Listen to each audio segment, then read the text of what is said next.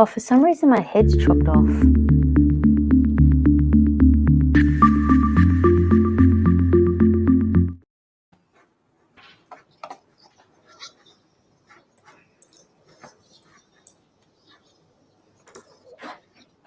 Good afternoon and welcome to BizTech Asia's Midday Market Watch. I'm Jeffrey Halley and it's the 21st of February today. Our guest this afternoon is Jessica Amir, market strategist from moomoo in Sydney. Jessica, welcome to the program. Great to see you again.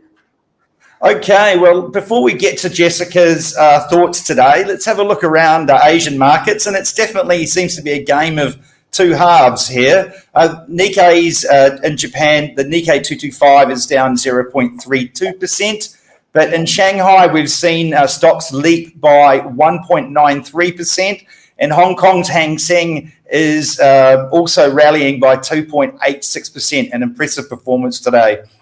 Down in Australia, though, the ASX 200 is down 0.77%. South Korea's Kospi is down 0.12%. In Singapore, the STI is down 0.3%. And in KL, the KLCI is down 0.38%.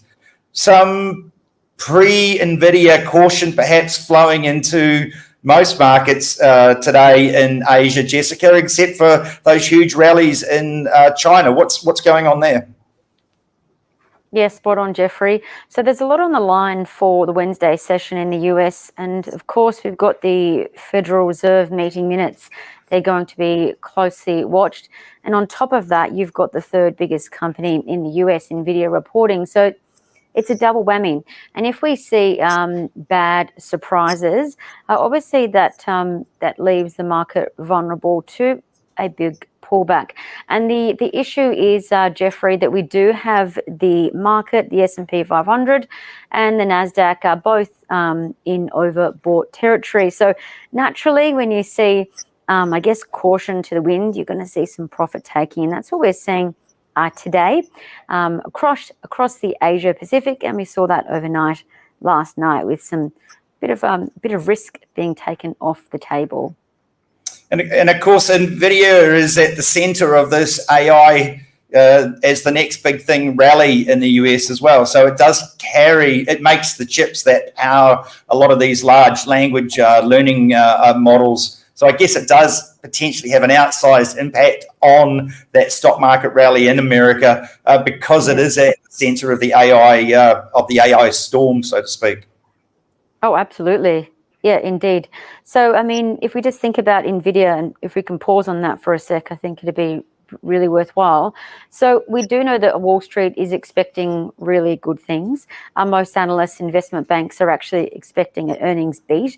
And because of that, we've seen the sophisticated part of the market use options to express their view that they believe that Nvidia shares will pop about 11% higher. So 10.6% is the expected move if you look at options pricing, Jeffrey. However, we have to point out that options are also there for downside as well. So some traders and sophisticated investors are thinking that Nvidia shares could potentially disappoint, and if so, that they've put in a buffer there for their portfolio. They'll get rewarded if Nvidia swings down about in the order of 11%. But all in all, what we are expecting is a second cracking set of numbers. What I mean by cracking is Nvidia is the fastest growing company in the world, without a doubt.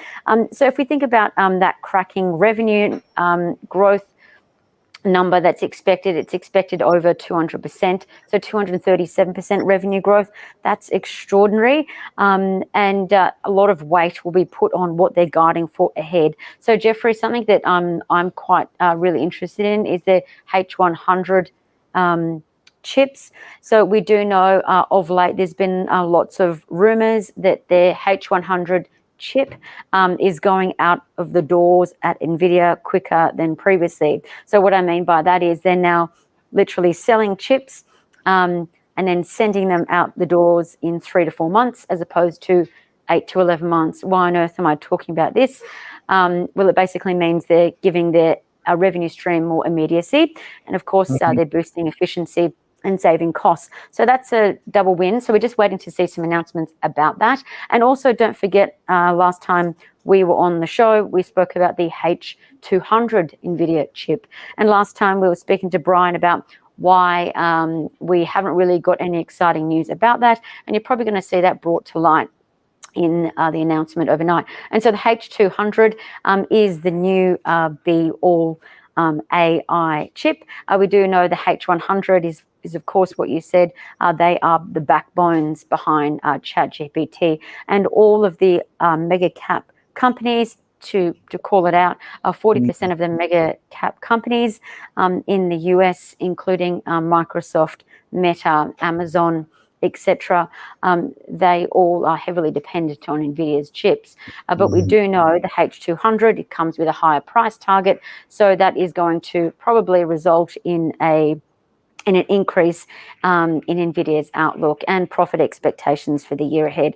And this is why, rounding it all out, there is a lot on the line, and there's huge expectations for Nvidia, given that they are the backbone of this new digital revolution. And of course, for Meta, Alphabet, Microsoft, Amazon, you name it, it's really dependent on them future-proofing their business, and hand in hand, that goes back to Nvidia's profit line.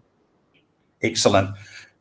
It's not the only thing happening tonight, though, is it, Jessica? We've got the FOMC Minutes being released early tomorrow morning, our time. What should we be looking out for there? Is it going to be any surprises, or will it be subsumed in the Nvidia noise? I think the FOMC meeting minutes could potentially be disappointing.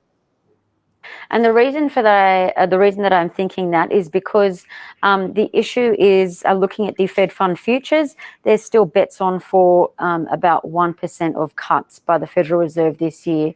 The problem is we've had hotter than expected inflation reads of late. So think about consumer price index and the producer price index. So both for consumers and businesses, prices have actually unexpectedly increased. And that probably means that tonight, our time, Asia Pacific time, but US Wednesday, you'll see the Fed probably be a little bit more hawkish, and they could potentially be unwinding one of those Fed cuts that are baked into the market. So that's a real issue. If we do see a hawkish, or I guess a bit of a backstep from the Fed, then that would leave the market vulnerable to a pullback. The double whammy, as we were saying earlier, the danger is that if disappointment comes from Nvidia, then you could potentially see the markets fall away. But of course, so you probably won't see those gaps stay quite large. If they do open up, you'll probably see investors buy the dip into wherever they see value.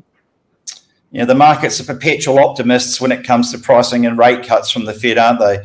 Let's head in a slightly different direction now, or quite a different direction, Jessica, and let's talk about car exports. Now, China has recently overtaken Japan as the world's largest car exporter. Can you tell us what's driven that, so to speak, pardon the pun, and which companies are featuring in the middle of it? Yeah, it's a great point, Jeffrey, and I'm glad that you raised it.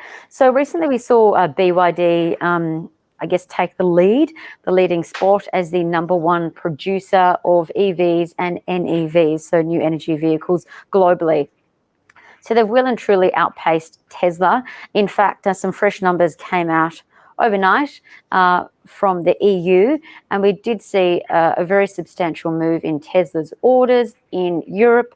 But unfortunately for Tesla, BYD is still the most sold EV and NEV in Europe. So well done to the Asian business BYD. Another huge factor, Jeffrey, that's driving sales for BYD, and that has, I guess, really led to China overtaking Japan now as the pin-up country that's producing the most vehicles. A lot of that demand is also, would you believe, coming from Russia, from Russia with love.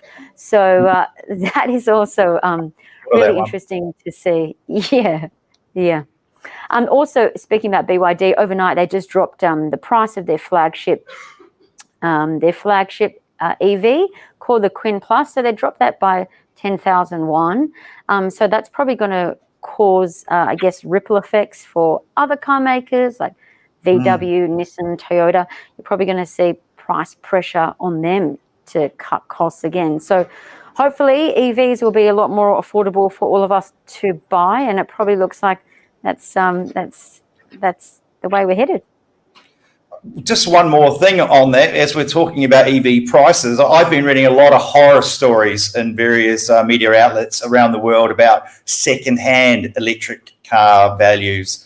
Given that BYD's is the main driver of this export success from China, and given that the second-hand market may be a bit of a pitfall in the electric vehicle side of things, do you think that China can hang on to this new crown of theirs? I think they will. I think it's great that you mentioned that, but I think with the trajectory and how we're seeing price pressure globally across all car manufacturers, I think this really, is going to still continue to see BYD shine. And the reason that I say that is because BYD is closely tied to the Chinese consumer. And we do know that the most EVs and NEVs bought globally are in China. So last year, 23% of the cars that were sold on China's roads were NEVs. And this year, that number is expected to hit 50%. So because of the sheer magnitude of the Chinese population, as well as the incentives for people in China and for businesses to produce EVs in China, we'll continue to see China dominate the scene. And that's why BYD is probably going to be a force to be reckoned with. Great stuff. Thanks for your insights today, Jessica. Always a pleasure having you on the show. Thanks for having me, Jeff. We've been speaking to Jessica Amir, market strategist at moomoo down in Sydney.